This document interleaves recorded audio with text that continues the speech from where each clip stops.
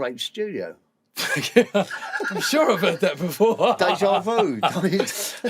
I'm sorry we're a little bit late because I think we've had some technical issues to go live, but it's 1:05. We're going to be going to 3:05 today. Welcome to the 6th episode of The Blueprint. Now and again, we throw a curveball and we go back to the original days. Way back. 88, 89, what an amazing time that was. But we're going to go back before that to the soul, rare groove, jazz and disco disco days, I should say, disco Dave. But, you know. Disco Dave. And this guy is just legendary. He's one of my heroes, one of my mentors, one of the pioneers of house music. If you used to go Heaven, Land of Oz and Spectrum, he was a demigod up there playing music, and people would flock from around the world to come to listen to the music. It was the center of what was happening that Paul Oakenfold put that night together. Yeah. And also, I was 16 years old with my good friend Johnny Holmes, who's RIP, who's passed away now, but that was part of Mangled and Smelly's lot. You played for them. Yes. In With Colchester. With you, yeah, Tartan House. At the Tartan House, and also that was for me the opening of where we are today. Because if there wasn't these guys, there'd be no us, and there'd be no digital DJs who are out there today. And that's the truth of it. That's the raw of it. That's the bones of the whole thing. And if it wasn't for you guys buying those records, playing those records, and myself and Mickey Finn running and up, LSD. And LSD, coming up into Heaven and asking, what the hell's this record? Without trying to be annoying. And this guy, you've played to thousands of people. First of all, Colin Hudd, welcome. Thank you for the invite, Ray. No, thank you. I mean, this is lovely. I mean, this is really category A. I think we're gonna name check a lot of people today. Yeah. But I think, for me personally, I've had 2 or 3 good bites at the apple because I came from analog, where you would have come from 8-track. On reel to reel 8-track, then DAT, and then from DAT, it was dub plates and then records, and then we went to CDs, and that was the beginning of the digital era when it all changed. But for us, I think, like, going back to those days, the early days, there was no social media. No. You couldn't really see your idols or your heroes play because you were just up in that cage, and people would clap from the back to the front. I remember to show their appreciation. I mean, I remember when you dropped tracks like Strings of Life, and how did that make you feel? Do you know there's Dave Durrell? Did Pump Up the Volume. Do you know some people put what's your the first name check.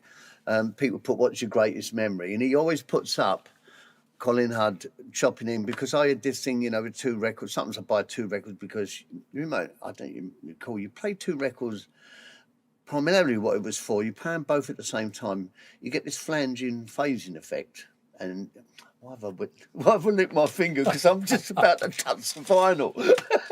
So you can push it in and out of phase, and you get this you can do it electronically now with the buttons but you could do that, and you could play that sound. But of course, you could just pull it back a little bit and get it a beat behind, and you could so dun dun dun dun dun dun dun dun dun dun dun dun dun dun dun. So I dragged out the intro of dum dum dum dum dum dum, Strings of Life, the intro of the strings before it kicked in, so people didn't know what was going to happen. And I did it on that. There was also Alternate made a record from me doing it. Dum dum dum dum dum dum dum dum dum dum dum dum dum. So I just drag it out like that. By the time that finished, I got the other one back. Stone me, they had a record out for a couple of months. But I'm thinking, I wish I'd, but. So that's what I did. But Dave Durrell put that down. It was a moment of he remembers in house music of being in Spectrum or Land of Oz. And how did that happen? You told me Oki what happened was, Paul and I have been friends for a long time. He was doing promotions for Power Promotions. He worked for Def Jam, taking PAs around and everything. We both love music. We're both playing new music. We should go around each other's house and play music. And I put him in. I'd had him working at Flicks. He took over from Robbie Vincent. Found out him and Pete Tong doing a new romantic kind of indie night on a Thursday. So he did that for a while, and that fizzled out. And but I was buying a lot of because I mix. I didn't like the hip hop stuff, you know, NWA and all that.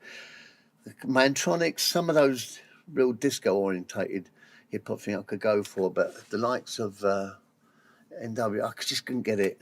And a lot of them, you know, Tongi, Oki, Nicky, they were all into the hip hop. But I was going to Groove Records, and this house stuff started coming through, probably '86. And I loved the tempo of it. I've always loved fast disco music, you know, bordering on gay, some of it, you know, and gay, some of it, sort of high energy, fast. Well, the house music, because it's about 100, generally 124, so I could introduce it into the crowd at Flicks, where it was my residency. And of course, if people are doing that, and you bring another tune in, they're doing that, after a while they go, actually, I don't know this, and they might walk, and then you come back with another tune to recover it, something they know. So I was introducing my house music in and playing it. And there's actually things up on my Mixcloud account of me dropping the house tunes, you know, in '86. But as I say, I wasn't particularly into the hip hop. And then Paul come round once, I think it must have been about '88, and I played him. We used to play each other music, you know. I remember going around his once and even playing me drum and bass, you know, and one of the guys that was instrumental in the drum and bass, you know, when you sort of hear bits and you think, yeah, that's interesting, you know, that's something new coming up. So we'd always be sort of playing each other different music and seeing what we thought about it. And he came round and I was playing him all this stuff. I was going, look, there's this one, this one, this one. And yeah, that was that. Then, of course, what had unbeknown to me, him and a few others had gone to Ibiza, I think that year. So anyway, one day I was sitting indoors and he phoned me up and he went, we've got a gig for you tonight. I went, that's that. Yeah, all right. So he said, yeah, I said, it's Monday. He went, yes, all right. He said, just be there at 10 o'clock. It's at Heaven. I said, what do you want me to play? He went, all that housey stuff he was playing me. He went, but don't talk. I went, what, not talking? He went, no, don't say a word. Just mix it. I went, all right. So I filled up this box and I'm thinking, this is the easiest gig in the world. Because all right, one of the flicks always be, this Luther Vandross, that was blah, blah, blah. So the thought of just mixing and not talking was, don't engage in that. You know, just play records. So then I've gone in there, I've got all these records I wanted to play. I'm on for 2 hours. I thought, so I looked down, after 10 o'clock, I looked down, because I walked in, I'm thinking Monday night, I walked in, it's what Paul said, it's going to hit you like a train. Place was rammed. I was like, bloody hell. So I've gone up, first record I played, like 10 minutes in, I've looked down, the floor's mobbed. And I was like, all these new tunes, like bang, bang. And I was on the crossfader, bang, bang. My thing then was like, play as many records as you can in that 2 hours. And I remember Paul coming up to me at about 11 o'clock, he went, cool, why don't you get him going a bit then? Like laughing. I was like, yeah. So that was that.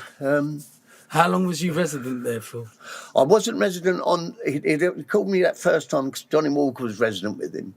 One of the guys had gone to Ibiza with him. And I was only doing odd Mondays. But then he asked me and Trevor to do Spectrum in Manchester.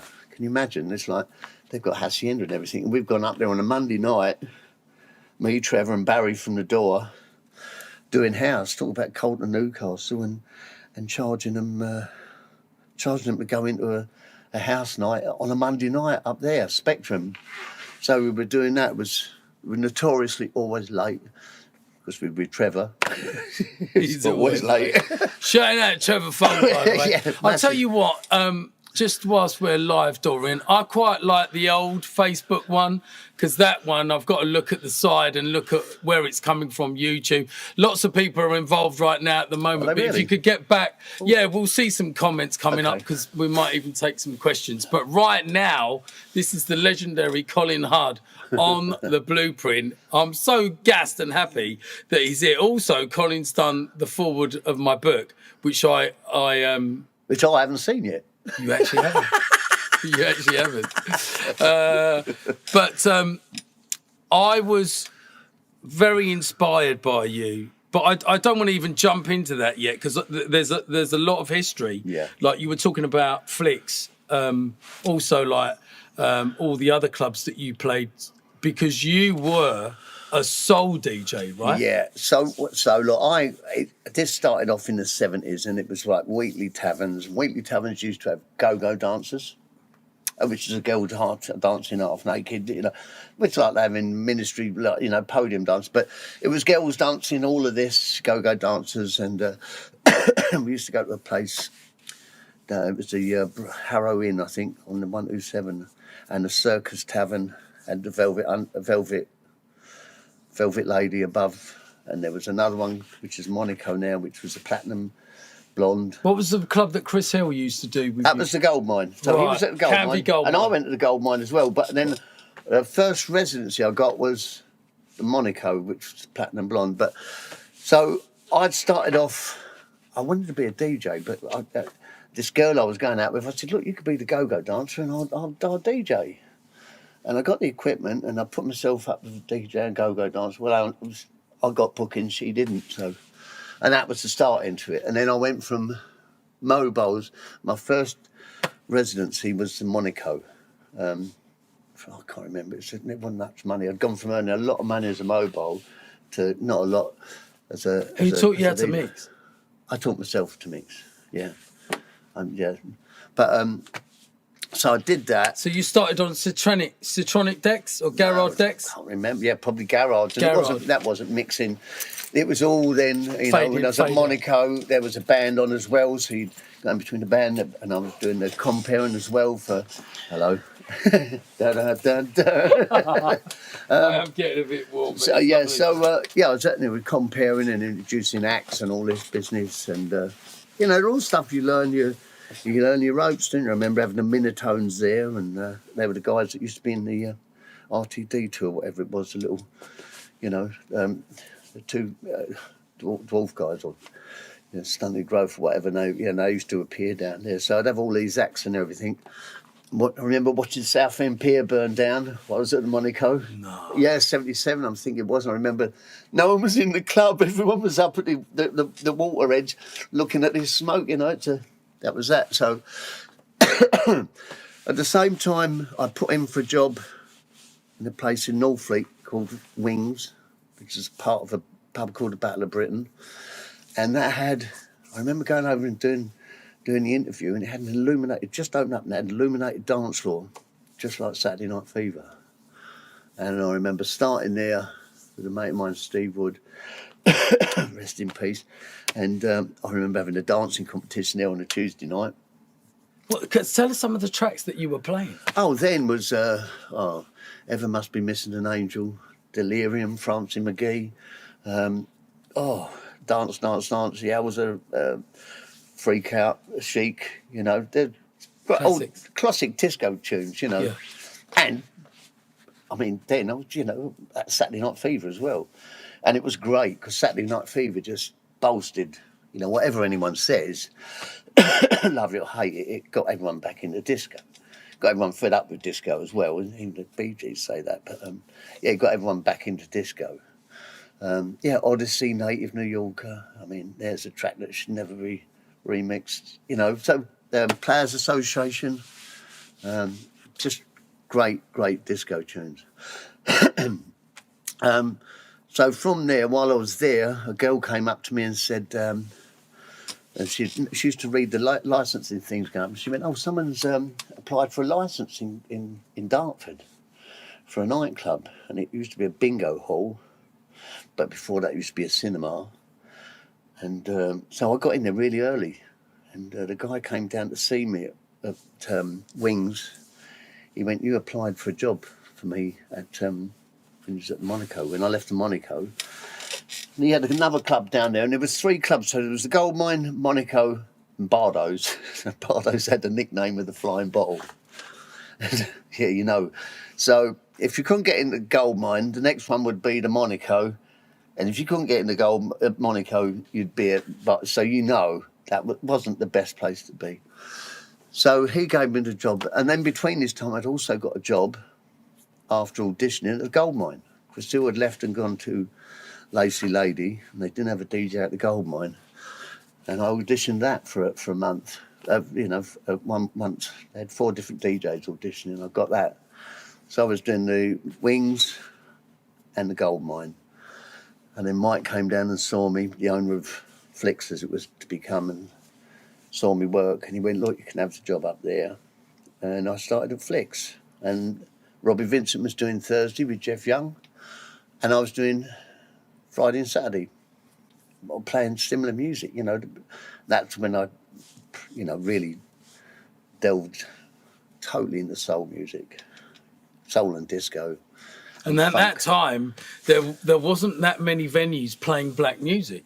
It was a very, very specialist thing. And that's what I'm saying, as I was saying before, you guys paved the way for guys like me to have an identity and also to have a connection. Yeah. Because there was this growing up in a tough UK in the 60s and the 70s and even in the 80s, and not really knowing where you fitted. And I used to jump out my bedroom window and I used to go to the Embassy Suite on a Sunday, and I used to watch DJs like Gary Soul, Dave Malone, these Mr. Toast. These were all the guys. Jimmy Dixon. We love Dave Malone. Mr. Toast, and these are the guys that we were inspired, because at the same time I was listening to Tony Blackburn when he was on Radio Caroline, and also then it was Robbie Vincent that was on Radio 1. And it was on Radio London, wasn't it, Robbie? Radio London, that's it. So these were the guys that we were able to go, hang on a minute, there was John Leach on Essex Radio. He came along a little bit later on. And then there was Buster Brooker on Radio Orwell. So that's where my catchment area was, Ipswich and obviously Colchester. And then it became very, I mean, what I noticed in my writing the biography with my co-writer Dave Jenkins, shouting at Dave Jenkins out, everything happened so quickly. And I think, was that the same for you? Well, do you know what? It's funny enough, for second name, I was with Oakenfold the other couple of weeks back, and he come over and we was talking about I can remember, I mean, I'm lucky, I've had 2 bites at the cherry. I've had the whole soul, funk, and all that scene and Flicks. And do you know what? One of the glass clickers said, at the time, we didn't realise what was happening. He was part of something that was quite special. When you look back at it, you think, wow. And I can remember walking in with Paul, and we were saying, you walk past that queue on a Monday night with our record boxes and extended arms, and he said, God, what we started here, But you kind of took it for granted, but it just how it was. And when you look back, was in the moment. You look back and think, wow. Now you look back. I look back and I go, and like the things you say to me, and it's like Ellis D always credits me for inspiring him, and I'm like, really? And he's like, yeah, you was. It's only recently I've seen that he's put it up and posted and tagged me in it, and I always remember. I remember the 2 people I remember are you and Mickey Finn. Mickey Finn was he was up against the cage like that, staring all the time. But I remember you always used to come up, and you were always. Because normally people are a pest, but you were always so respectful, but you were always passionate. And you could see that, you'd be, oh, what was that tune, blah, blah, blah. And you've always had that humble side to you. And it was like, and I've always said, it was a pleasure talking to you, because you'd be like, that desire of, what was that track? What was that one you played? And, and I remember Mickey Finn used to think I played everything at +8. I mean, I didn't, but there was this myth that went around. Everything he plays is +8, but sometimes you have to be +8 to get it into that one, to get it down to that one. So, Yeah, so I remember the two people I remember are you and Mickey Finn more than anything. It changed our lives because we were the new kids on the block, and I remember standing there with my friend, bless him, R.I.P. Johnny Holmes, and we used to get like 10 of us to go up on a Monday, and we'd get there about 10 or half 10 because you had to queue to get in. Yeah. But by the time you got in, and it used to finish at 4, didn't it? Three. That's it. Yeah. So, and I used to finish, go straight back home, have a wash and go work. I'd be smashed. And all my pals, whatever they were doing, they'd still make it to work. But I was like, and that experience of just hearing the sound, because it was one of the best sound systems in London. Turbo sound rig. You know, like it was that turbo used to hit you in your chest. And I just used to think, I used to come out there and I just used to look at you guys and I used to think, that is hopefully going to be me one day. And I listened to you, Johnny Walker, Cole Cox, Oki. Yeah. I think Bob Jones played up there. I think Tongy had played up there a few times. Trevor. There was Alex P. I don't think Alex P did Heaven. I recall. He done Rage. He took over Legends after me as well. But these are the guys that I watched, whether it was Spectrum, Land of Oz, or Rage. There was a colourful kind of talent. There was Dominic Spreadlove as well, who used to do Rage. Yeah. And really and truly, this was the groundbreaking scene that would later go on to a Thursday for Fabio and Groove Rider. And they 88, 89, 91, 92, that massive explosion of jungle drum and bass. But I just want to take you back because coming out of the soul scene and playing records and doing what you're doing, you are now like playing in London, playing in Ibiza, and going on tour with people like you too. That was 93, but I mean, what happened was at the same time it was Oki again. Oki had done that for me, and then he phoned me up. It was funny because he forgets all this. He said, "How do you remember all this?" So don't drink anymore. So he phoned me up. He went, I've got a gig for you. So I can't do it anymore. He was getting really busy because of the Mondays. He went, he said, it's Legends on a Monday night. He said, it's Club Trick. I went, okay. He went, yes, I can't do it anymore. He said, like, whatever it was, I'll get you 100 quid on it, blah, blah, blah, blah, blah. The guy called Paul Dennis was doing it. And so I went up there and there was a guy before me called, well, I don't know his name, Scottish Jerry, what was his DJ'd, and he was playing all the stuff that I would have kind of played back in Flick stage. You know, when someone's getting value out of a record box, you think, oh, he's playing all the good tunes of some music he's got. And it wasn't just soul or disco or whatever. So then I'd gone after him, do the same thing as I was doing, and it was really quiet. And in my head, I'm thinking, I know why Oki's giving us this. It's going to go. I'm going to be. After 4 weeks, and bearing in mind, I'm also doing a gig now with Bob Jones in Southend called Club Art. That's packed. Absolutely packed. It was like, no one knew it. You know, really, really clever. And so I'm doing this gig and I'm sitting at the bar at the end of the night and Paul Dennis is there beside me and he went, well, make the most of it next week. That's why he went, I think it's going to be our last one. I said, why is that? He went, you saw what it's like tonight. I went, yeah, so what do you want to do? So he went, ain't busy enough. So I said, do you want me to help? I can't believe the arrogance. He went, well, what can you do? I went, how busy do you want it? He went, ooh. So I told it to the Southend crowd, which we had a really big following. Southend made Legends happen. The next night, the next Saturday, it was cute. And I always remember you have a guy on the door, a guy by the name of Angel, who was it was the classiest doorman I'd ever met, apart from Barry. And he was just a proper style guru as well. And I can remember him coming over to me, and there's a friend of mine that turned up, Mark Berman. And of course, he's in, I mean, you don't remember, there's all the day glow and the floats and everything. And he's outside with his yellow top and his day glow shorts on, and just come over and went, Cole, he says the friends of yours. And I I said, he is. And Mark was going, I'm really sorry, I didn't realise, because if you knew Legends, it was such a... It was a very classy, dressy, you know. You'd be going in suited and booted, And Mark's going, I'm really sorry, and I just go, well, I'll let it go. But basically, is he really with you? It's like, yeah, just this time. And that was it. From that day on, it went through the roof. Legends. There was Legends. There was Fidenzis. There was a few places. Fidenzis was But yeah, there was. But the main place was Legends. I remember warming up for Paul Trouble Anderson over there. Yeah. Obviously, that was a good few years, or maybe around the same time, 92, 93, coming out of 88, because it seemed to start changing. I think it was like 88, 89, 90, 91. I noticed a lot of different types of stuff was coming up that I didn't know, because there was a time with the Balearic scene when it was just good.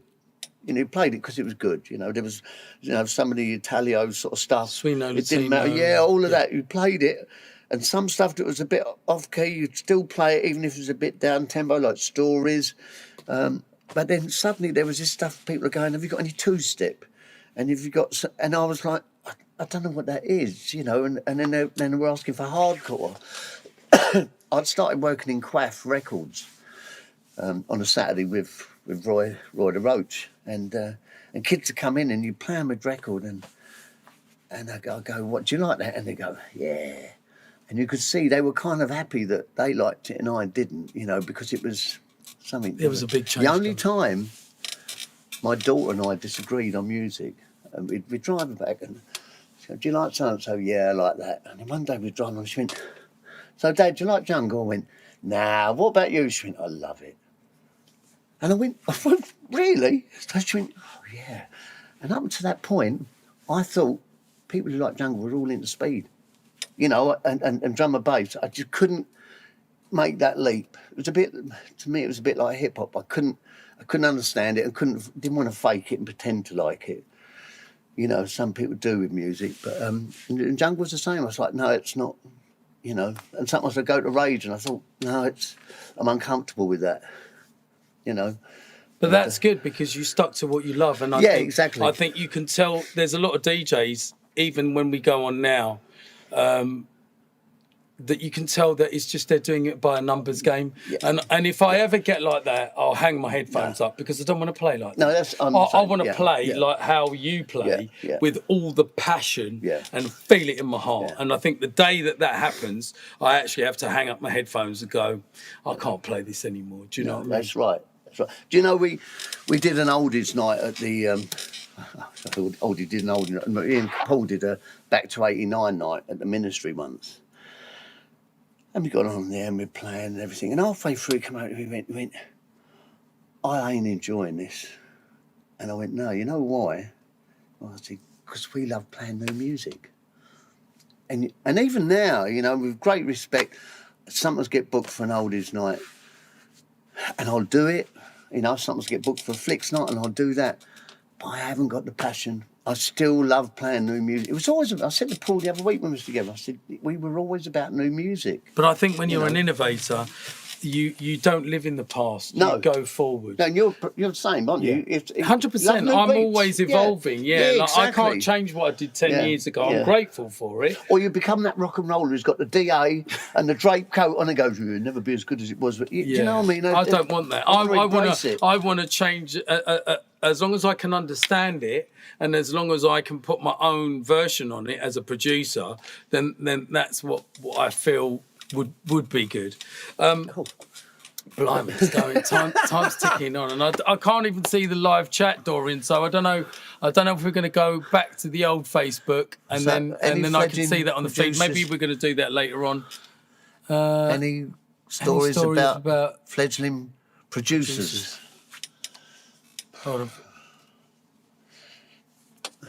Oh, so was there anybody that you well, you talked about Alternate there. Was there? No, but I mean, at one point, people were bringing you music like that. You'd go. People would I see people bringing white labels to Rage. Sorry, on a Monday to Spectrum, and giving it to you. I had the first one, and I didn't even know this. I put something up. I know it's a really commercial record, and everyone got really sick of it. But one of my favourite house records is Where Love Lives. And it's a Knuckles. It's a Knuckles mix. And I used to play... Listen, that's a banging tune. Yeah, but I used to... a lot of people, it's their most hated... A bit like Korea, so overplayed. But I used to play the instrumental with the dub plate, which is lots of strings, and then go, obviously, another copy and go into the vocal. And I remember putting something up about it once, and the girl went, yeah, you was the first to have it. I went, right, how did you know that? She went, I'm the person that gave it to you at heaven. She passed it over. But it was one of those tunes, I just loved that. There's the joy of mixing in it, where you can play that instrumental, other tunes, and underneath something else is coming, da-da-dum, da-da-dum, da-da-dum. And it's got that soulful vibes about it. No, it went to Knuckles, and it, But the other thing was... Did you get to play in America?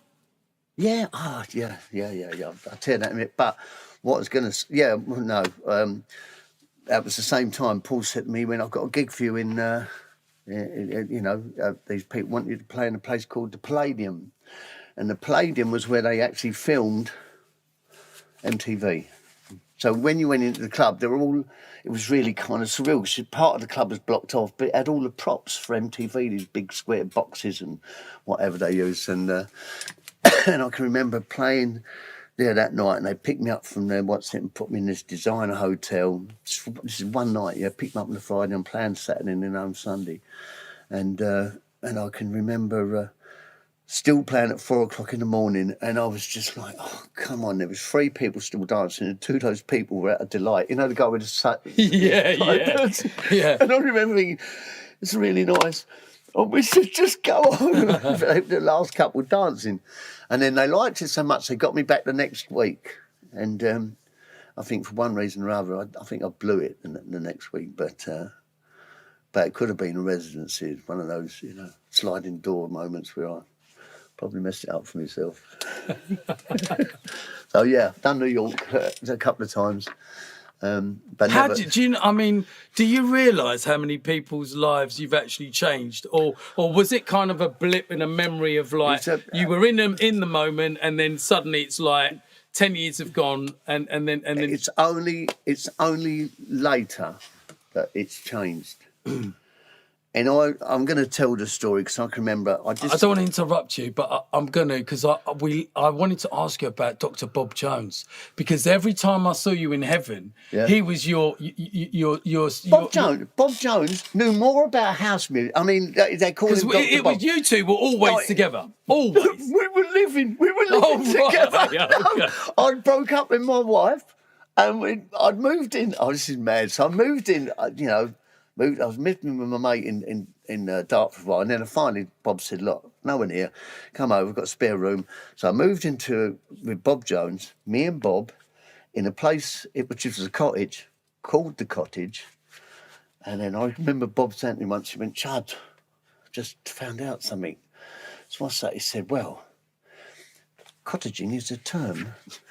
He said, but it's gays. I went, oh yeah. He said, well, look, me and you, 2 blokes, living together in a cottage, in a place called The Cottage. I mean, it's not looking good. so yeah, but I would be with him. He would tell me stuff. I mean, he always knew his stuff about soul and funk. He's a legend, memory man. But he'd tell me stuff about house music, and I'd be like, do you know this? He's a reader. He reads and knows, and he'd go, oh, that's so-and-so. He used to be with Dr. Bob Jones. Yes, so it was great. So he would come up with me. Me and my mate Nobby used to drive, and Bob would be with us, and he loved it. Bob Jones, I made a record called Mental, that you know about. Bob Jones. Going back, Bob Jones is in the video. Is he really? Yes, I've got to see that. No, Bob Jones. You go and click Manic MC's Mental, and I had, like they have Bez, the dancer in the Happy Mondays. Bob Jones was telling me all about Bez. I went, you can be our dancer. So Bob Jones has got a ponytail on. Well, we've all got ponytails. I've got a ponytail in it as well. And I'm doing all this. And Bob Jones is going past like this, dancing. And every time I post it, Jones is going, thanks for that, Cole. But going back, and not a lot of people will know, or maybe if you were from that era, you would realise, a lot of the house music was coming from the gay clubs in New York and coming over and was in Ibiza. And that was really the structure of when everyone was popping what they were popping, the Summer of Love, 88. Yeah. It really did bring people together, Yeah. whether you was white, black, brown, Asian, a doctor, straight, gay. Yeah. There was no discrepancies of who you were. It was just everybody was together. Do you know what I mean? There was a time my friend walked into, I think it's because there was a lot of stigma before that. No, a friend of mine come into Legends once and he went, it's going to kick off tonight. I said, why is that? It's a firm here from Chelsea. He said, I know it's going to kick off. He come over to me an hour later, he went, I can't believe it. He said, someone should just come up there. He said, I'm wondering if he's going to give me a slap. He says, he put his arms around me and told me he loves me.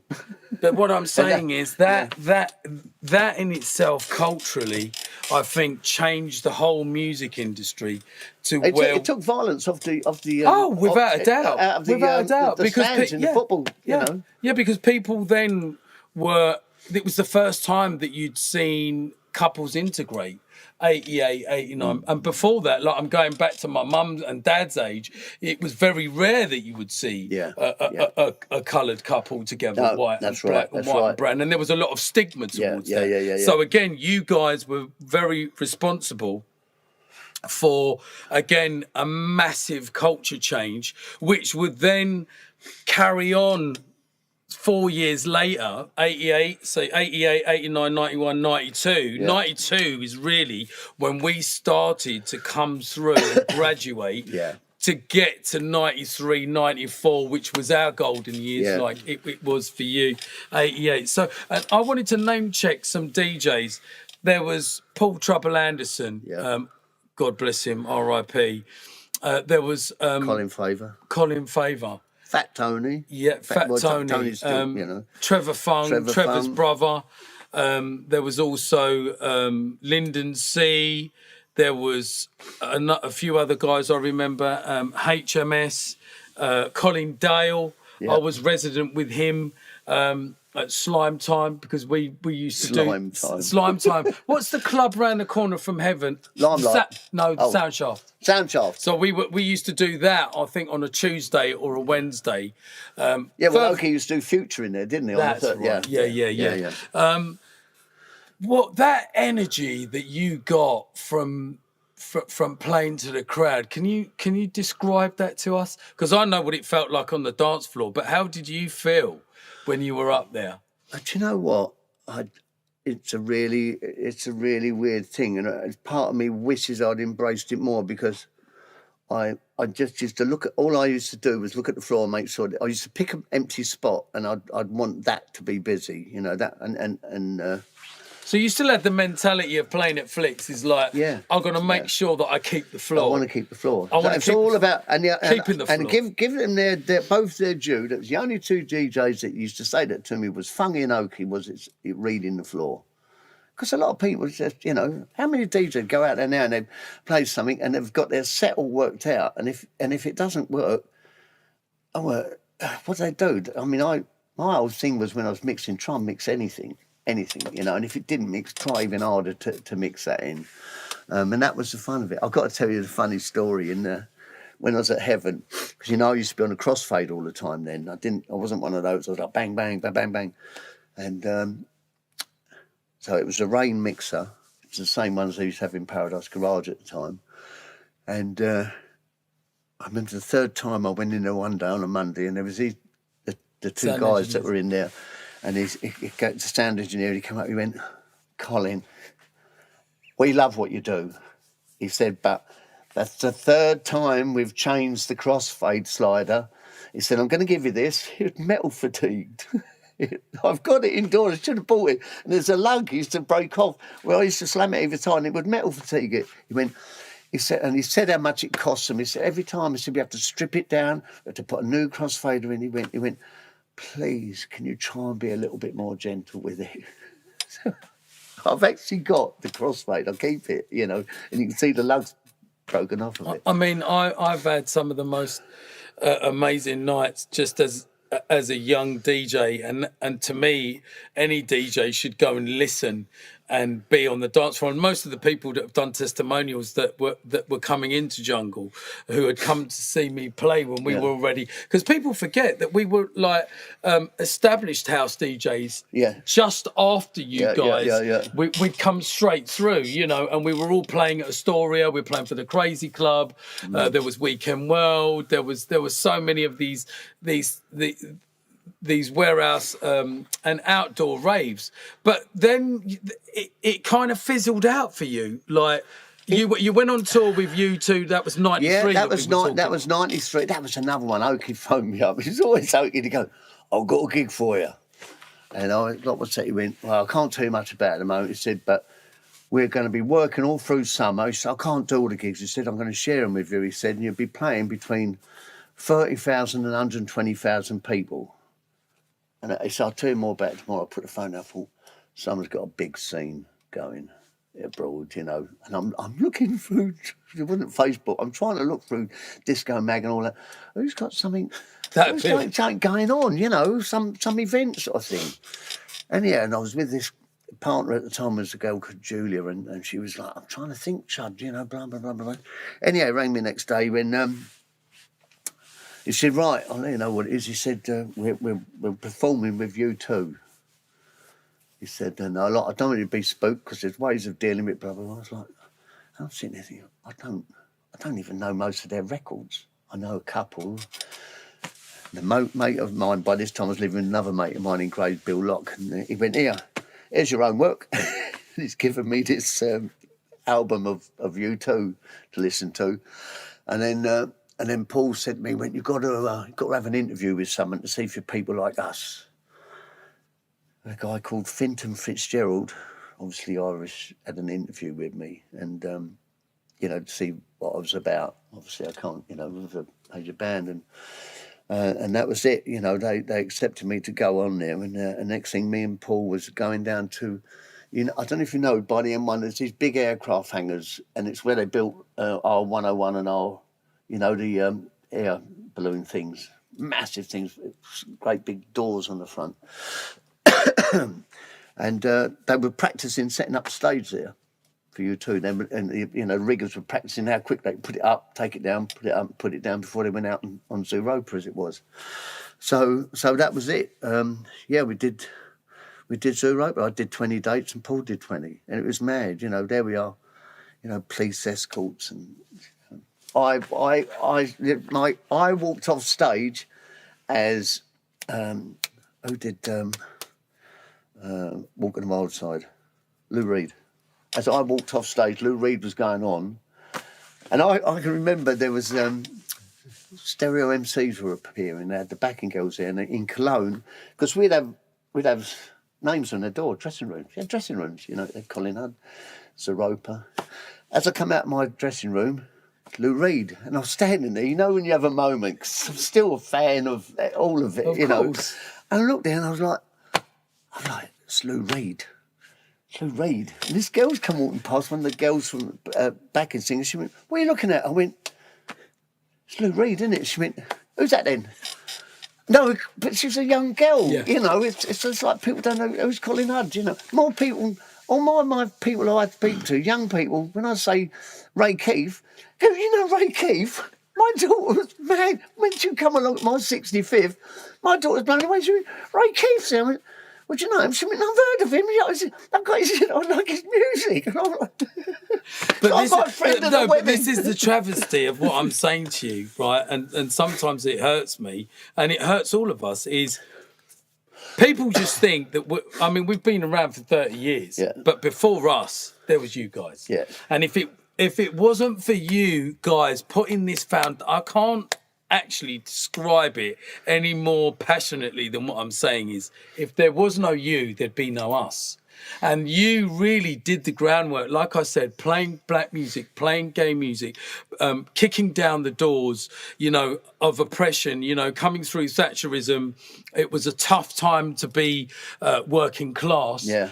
But we had this solidarity, and the solidarity was music, and Yes. and it was breaking down the boundaries. And one of the things that I feel is, if I'm a present DJ, i.e. I came from analog into digital, I've been able to adapt. But for you guys, it was such a big change. I mean, you do it now. But who would have even thought that we'd be playing CDs, that we'd be playing USBs or airdropping off of your phone?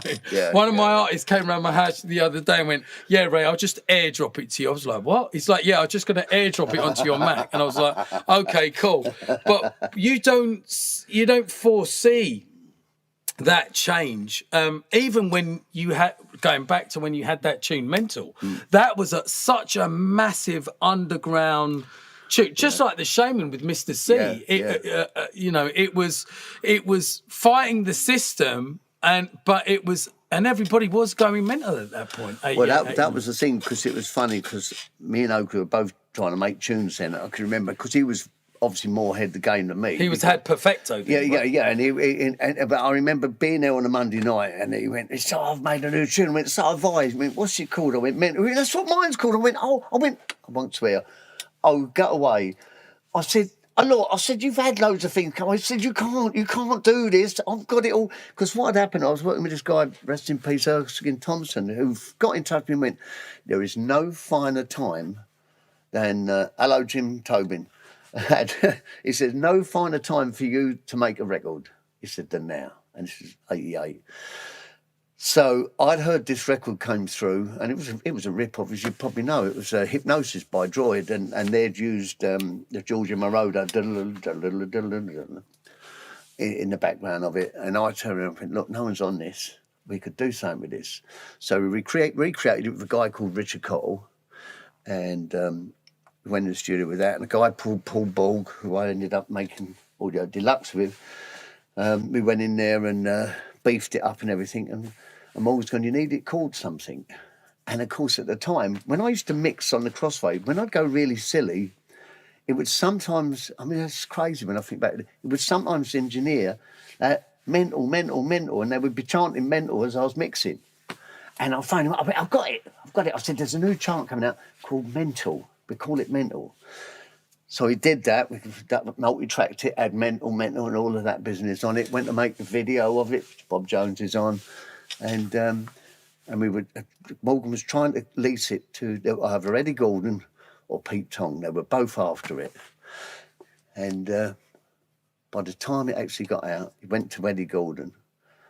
Just at the time when it came out, Pete Tong signed French Kiss. Yeah, French Kiss, and it just killed it. So we went up to 20. We went up higher than that. But then what happened back in the days? God bless him, Erskine Thompson had gone out and bought quite a few copies of it, and we got weighted. Which, you know, in the business, if it's a bit unbalanced in certain areas, they'll penalise you and drop it down. And he'd bought up a certain amount in a shop, and we got penalised. So we went in at 28, I think, and next week's 29. So, and then of course French Kiss come out, and that was the new flavour. Not only that, just at that time was just going bad on the press, where I remember looking at the telly and there's a police van being rocked, and they're all chanting mental, and I was like, oh God, no. So now it's become the nasty part of it. It looked like the nasty part, you know, mental, trying to push over a police wagon. So there you go. You've had an illustrious career. I've had fun.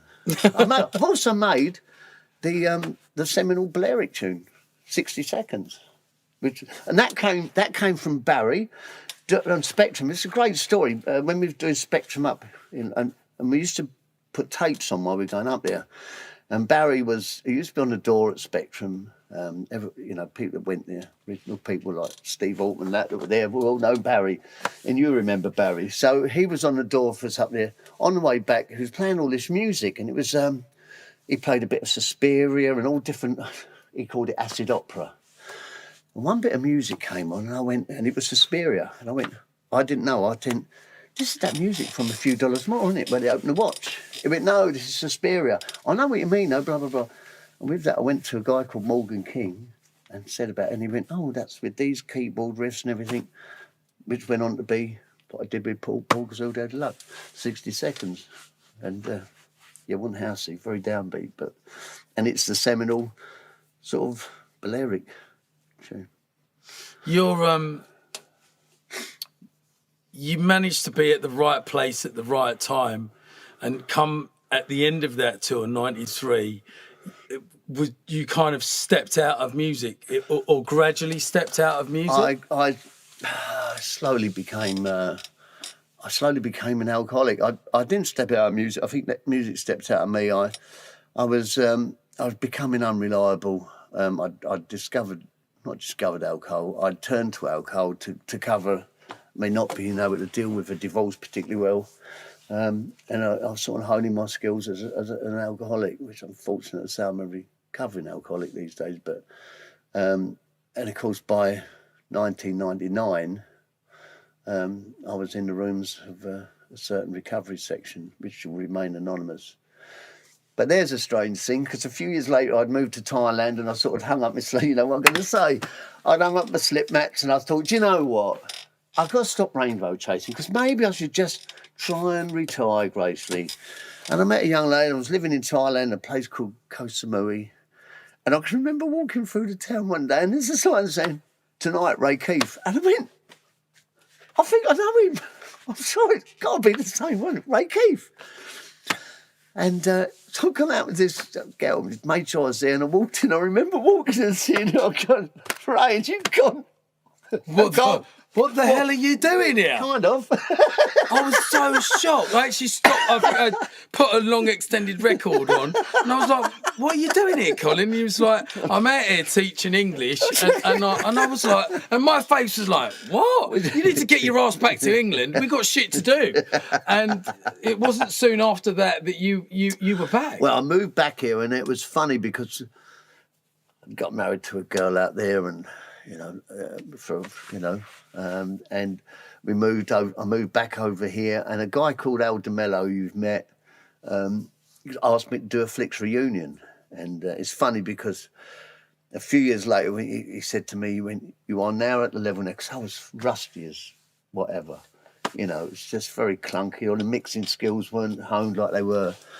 I remember a few years later, Al said to me, "You're actually back at the level now.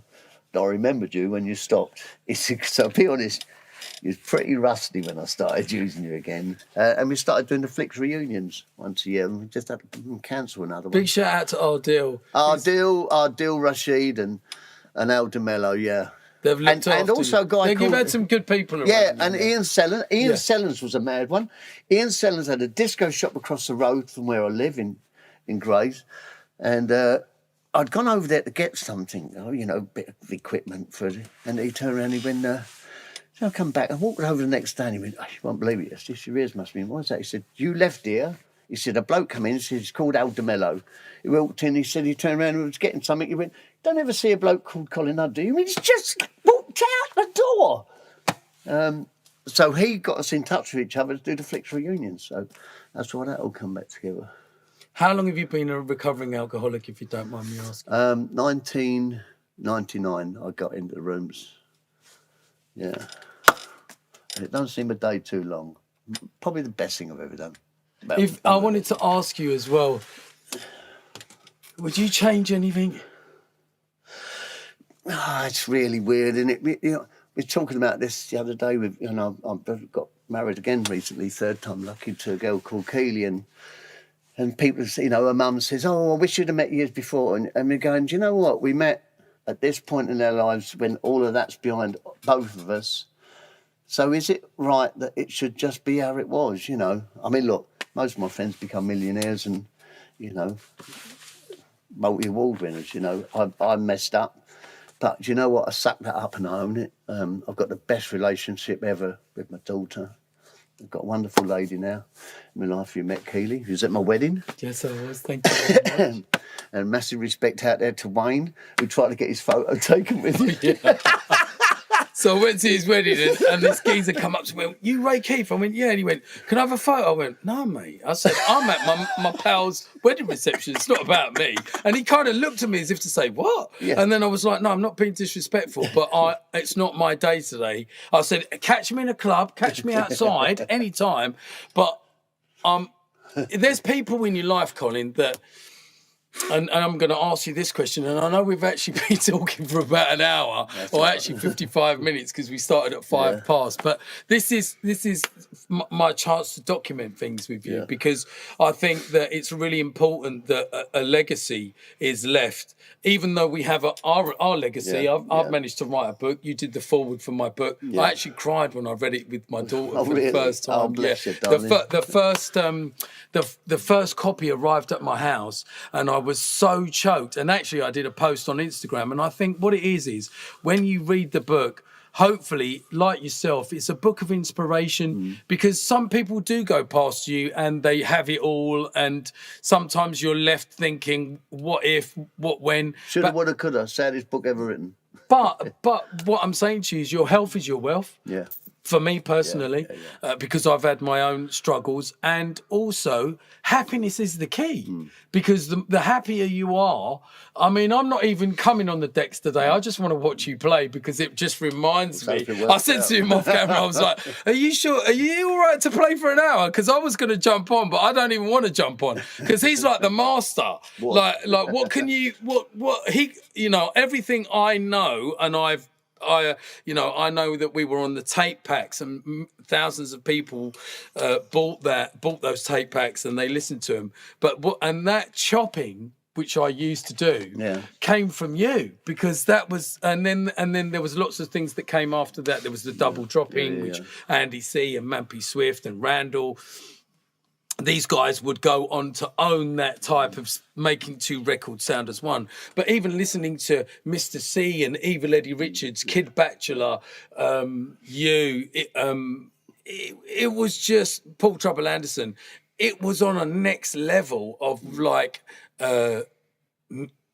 music education, that I would soak it up, and I would like, how the hell do they fit that with that? But it was telling a story, and it doesn't, you play from the heart, like I play from the heart. I don't practice my set. No, I don't. I'll go there and I'll watch the floor, and that's how it's got to be.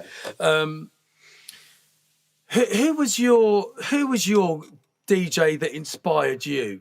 That when you were growing up and you looked up and you went, I fancy a piece of this. There were two guys, and they were talking DJs, and sadly they're both passed now. One was a guy called Steve Wood. His real name was Ian Woodward. Had Woodwards in Grace, a clothes shop. But he would be at the Velvet Lady, which is above Circus Tavern, and he was one of these people just firing all in. I used to nick some of his lines. He was one of those. It came naturally to say things, the stuff like this. They're doing it for Dance of the Virgins. They're doing it from memory. Blah blah. Blah. All those little one-liners that you'd have to interact with the crowd back then. And the other guy was a guy who used to work at Sweeney's. Was a guy called Terry Ray. His wife came to the wedding. He passed away last year, very sadly, and he was another one. He had Sweeney's in Basildon, and they were not musically, but in personality-wise, as an entertainment factor. They had something that I had to work. I had to work hard on that bit. It's all right with the music. I would say in some ways I might have been better with the music knowledge than they had, but they had something that I had to work on, the personality side of it. Yeah, so they were the two people I looked up to. I used to watch Jimmy Dixon and Ian Jerry, and they were very confident on the mic. Yeah. They kind of had that Bobby Vincent sexy voice, kind of like, and I'd be like, these guys, they sound the nuts. Do you know what I mean? And the presentation was always amazing. Actually, I have got something for you, because I brought it down with me. This is it. Live on camera. This is the Blueprint special. And actually, Colin kindly, when I asked him, he did the foreword for me.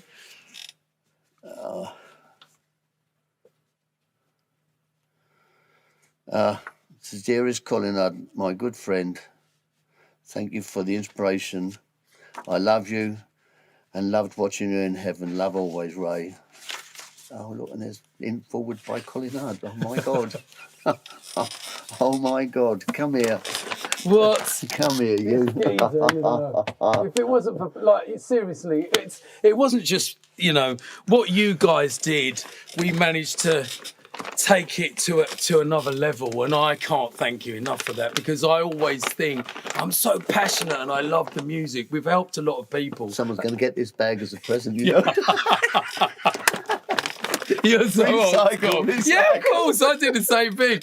My kids are. My kids someone are else's. I unwrap my presents quite carefully sometimes because I'm always wanting to recycle. No, it's been an absolute pleasure for you to help and also to document. You know, I mean, as we said, memories sometimes get faded, and we're not always. We're not always like, you know, like you can't remember everyone and everything. No. But if you can get a majority of it down, I mean, now the next thing for me, after doing the Dark Soldier book, I'm going to do a documentary, which we've shot already 6 hours of footage. And that's called Dread at the Controls. And I want to leave a legacy that people know where we came from, not just how we got here, like Jungle Drum and Bass is here, but what was before that, and what was before that, and what was, and how do all of those dots connect? Because this is what, and how it's pushed it forward, even to the new generation now. Do you know what I mean? Of what's going on. What does the future hold for you now? Do you know? I don't know. I've got a radio show I was doing on Stomp, which I did my last one last Saturday because. And people are going, oh, he's retired. I said, no, I haven't retired. I just want me Saturdays back. You know, I was just talking to Dorian earlier. It was like, it was 4 o'clock till 7. You know, and Keely finishes work at 3. Not that it's all about Keely, but, you know, she finishes work at 3. You know, I was driving home to do my show and then finishing at 7. And it was just like, and even Scott, who owns the radio show, he said, like, I totally get it. I totally get Maybe it. you could pre-record in the week. I could do, you know, look, but you like that live. We're talking, I like the live thing, you know, that's, the only thing I've always missed, you know, is a crowd. I mean, I don't know how you do it every week, you know, part of me is like, I want to see people, I love looking at an empty bit of floor and trying to fill that bit up, you know, to just stand there with a microphone mixing. It's all right, but I like to see the feedback because that's all I knew. Yeah, you come from that culture. You know? Yeah, like 3 people on the dance floor, and the next minute, it's. I did it a couple of weeks ago. I was playing in Bristol. They put me in a side room. There was like 3 people on the dance floor, and then half an hour later, there was 200 people on there. But because you're building the floor, and you don't mind starting from scratch. Do you know what I mean? That's right. I just want to say. How grateful we are to artists and DJs like you who have helped pave the way for people like myself. Not just me, you know, anybody you speak to from Essex, Colchester, London. You know, I've seen you play at Heaven. I've seen you play at the Tartan House. I've seen you play Mangled. I've seen you play at... You've seen me mangled. I've seen you be mangled. Yeah, but the thing about it is, like...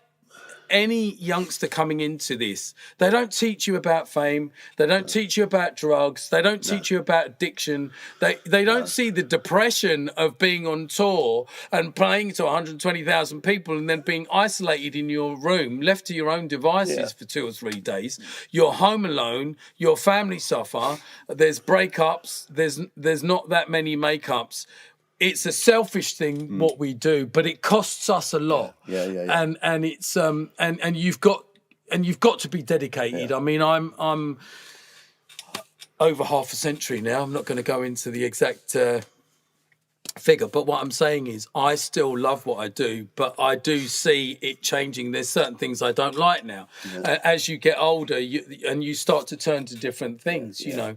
And I think it's all about if you can bow out gracefully and also embrace change. I mean, I'm still going to keep going until we keep going. I don't know when that...